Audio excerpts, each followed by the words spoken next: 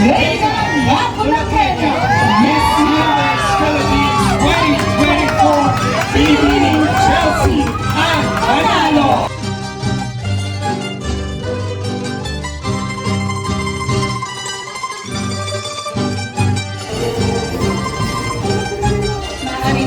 Muli palakpakan natin ang ating Reyna Bulaqueña, binibining Chelsea ang manalo. Sa punto po ito, atin ang pakinggan ng espesyal na mensahe. Umaga po sa ating lahat, isang napakagandang umaga para sa lalawigan ng Bulacan. Pwede ba muna nating palakpakan ang ating Panginoon ngayong araw na ito sa blessing nating lahat? Bibigay parangal sa ating pong lalawigan ng Bulacan. Sabi nga, pagka gusto mo makakita ng pogi, makapunta ang Bulacan. Makikita mo si Governor, di ba? Pagka gusto mo na makakita ng maganda, dito rin sa Bulacan. Nandiyan naman ang ating pong Miss Universe. Walang iba, palakpakan po natin ang malakas Miss Chelsea at manalo. Palakpakan po natin. Tawag ang Bulacan! Sa bawat hakbang ng kanyang paglalakbay, kasama siya ng bawat puso na umaasa at nagdarasal para sa kanyang tagumpay. Isa po si Chelsea na lumaban taglay ang kanyang ganda at hinihin ng La Bulaqueña.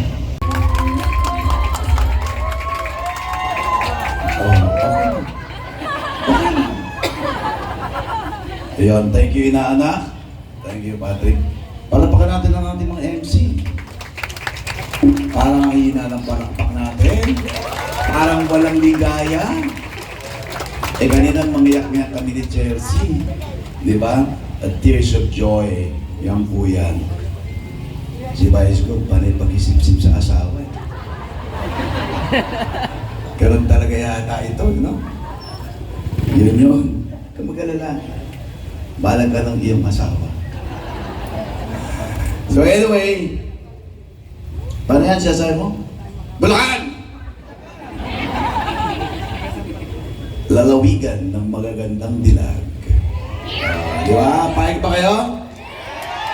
And lalawigan ng mga magagandang lalaki.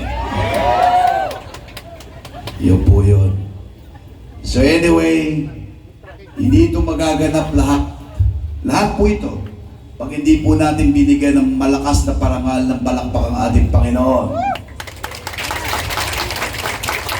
At ang ating Manalo and Angeles family, kay Sir Randy Angeles at kay Ma'am Contessa Mat Manalo, palakpakan po natin.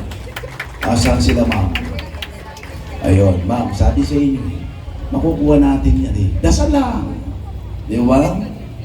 Yun ang po yan. Ang taong ibinababa ay itinataas ng Panginoon. Totoo po yan. Hindi nyo alam kung ano mangyayari bukas. Di ba? Kita nyo ha? Itinaas si Chelsea. Pinagpala ang tao ito at pinagpala ang lalawigan ng Bulacan. Kaya be proud to be a Bulaqueños. Okay? So again, Chelsea, congratulations sa'yo. May God bless you. Mabuhay ka. Binibining Chelsea ang manalo. Our Miss Universe Philippines 2024. Mabuhay ang dakilang lalawigan ng Bulacan. Mahal ka namin sa totoo lang.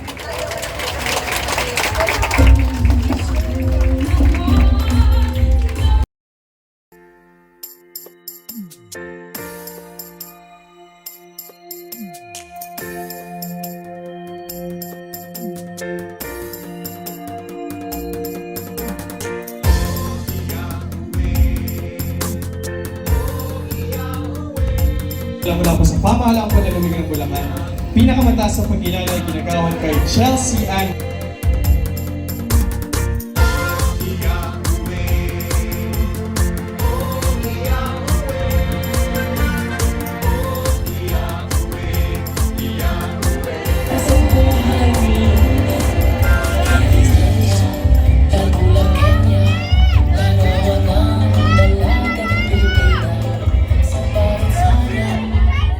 Magandang umaga po sa lahat ng Bulakenyo at lahat Bulakenya.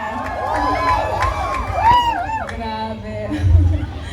Hindi ko alam paano ko mag-uumpisa kasi ayokong umiyak pag nagsalita ako. Gusto ko mabigyan lahat ng pasasalamat ang mga taong nandito ngayon.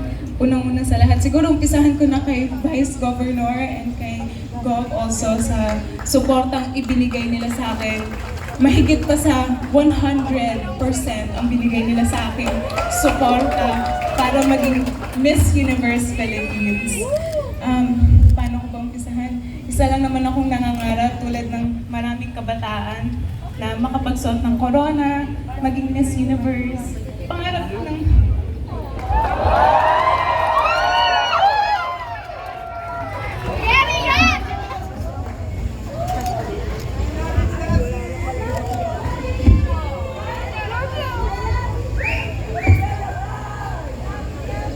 Pangarap ko ng mommy, pangarap ng daddy. Pangarap nating lahat. Itong corona at ang SARS na ito ay hindi lamang para sa akin, kundi para sa inyong lahat at para sa inuwi kong susunod na corona sa Pilipinas.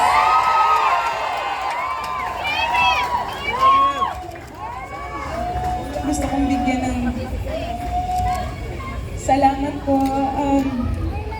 Salamat kay Sir Manny also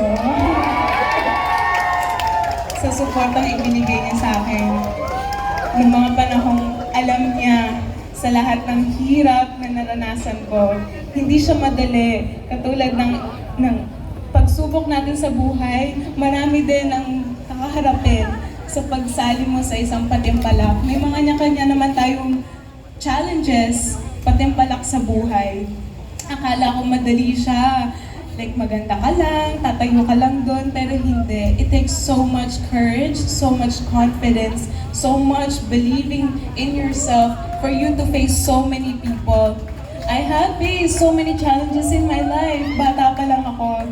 Hindi naman ako katulad ng marami dyan na yung standard of beauty nga na sinasabi, which was, yun yung Q&A sa akin. How can I empower many youth or the women out there if I am already beautiful enough? I think beauty kasi comes within you. It doesn't have to be who you are physically. You don't have to have that standard already of beauty kung maputi ka or unat ang hair mo. We all have our own beautiful uniqueness side. Yun lang yung lagi sinasabi ng magulang ko sa akin. You are beautiful as your own. Unique ka in the eyes of your own, in the eyes of many. Always keep your faith, always believe in yourself. Ikaw lang sa sarili mo ang makapagpatunay niyan. Kapag naging humble ka, naging mabuti ka sa kapwa mo, ikaw ang itataas. Magkakaroon ka rin ng corona, your time will come, and this is my time. Finally, it is my greatest honor to give it back to the people of Bulacan and to the whole Philippines that I am now your Miss Universe Philippines 2024. Nakikita ko yung family ko dito. Thank you po na nandito kayo ngayon. Yung ninang ko.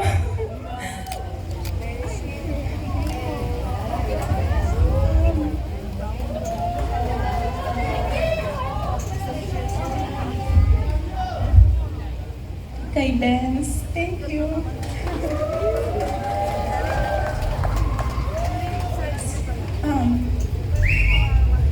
Si Benz yung parang second mother ko. Siya yung nakadiscover din sa akin. Isa sa mga nakadiscover sa akin.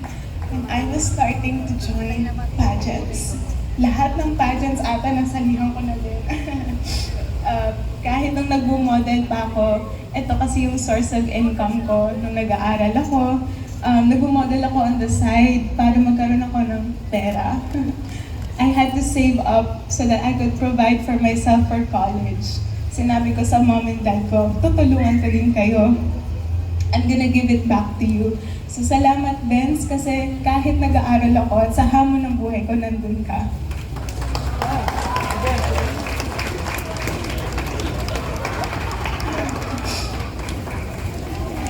kay Sir Manny and its angels. Sa walang sawa, 3 a.m. ng madaling araw, 2 a.m. nananahipo sila para sa akin dahil wala akong masusuot na damit. Hindi sila nagsawa, hindi sila napagod. Alam ko, nakikita ko yon. Pero nandun yung mga ngiti nila para lang makapag-compete ako. When time came na I had to almost give up. Hindi ko alam paano ko mapapasalamatan isa-isa kay Tita Apple, kay Tita Raymond. Salamat sa pagbukas ng pinto niyo sa bahay niyo. Para meron kaming matutuluyan. Araw-araw. Salamat po sa lahat ng Filipino and Bulacan designer. Thank you po kay Vincent Yar, kay Tito Sonny, kay Zyril Jacinto, kay Sir Kokoy. Also sa lahat ng mga Filipino and Bulacan designers that were there to help me through it all. Makeup artists, glam team, photographers, kay Kuya Harold, kay Mon. Thank you, Mon. Kay Kuya Tope, kay Janro, kay Kuya Amos, salamat sa inyong lahat. Hindi ko kayo makakalimutan. Ito ang mga taong mabubuti ang loob. Merong pagsuporta na ibinigay sa akin, hindi ko makakalimutan. At alam ko, sa lahat ng mga taga-Bulakenyo at Bulakenyo ngayon, hindi nyo naman ako pababayaan. Alam ko na malakas ang pananalig natin sa Diyos. At ang hinihiling ko lamang ay ang patuloy niyong pagsuporta at pagdarasal para sa akin. Yun lamang po upang maiuwi ko ang susunod na corona dito sa Philippines. At next time, baka bumalik ulit ako ng Bulacan, di ba? Your dreams and your time will come. And my time will come and will continue when I get to bring home the 5th crown for the Miss Universe 2024. Maraming salamat po kay Gobulet at kay Vice Gov, kay Miss Sunshine. Grabe yung suporta at sa lahat ng mga LGUs also, our leaders who are here today gracing us. Maraming salamat po sa opportunity na ito. I give it back to everyone here. My victory is also yours. Maraming salamat po at magandang umaga.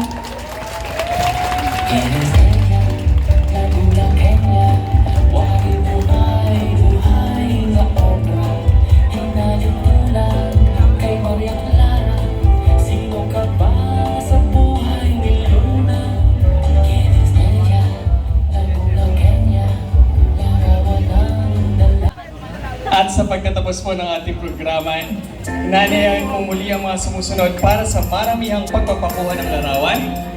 Kasama si Binibini Manalo Governor Daniel R. Fernando, Vice Governor Alex Castro, Board Members PA Antoinette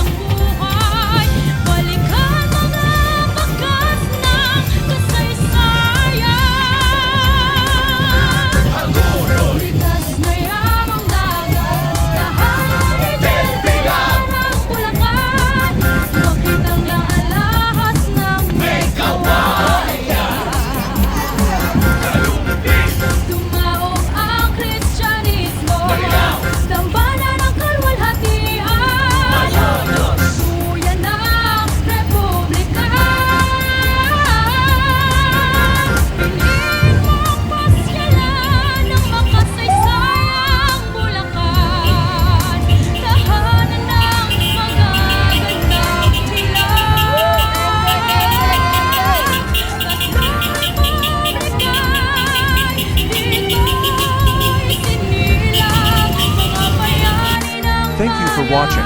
Please like the video and subscribe. See you on the next video.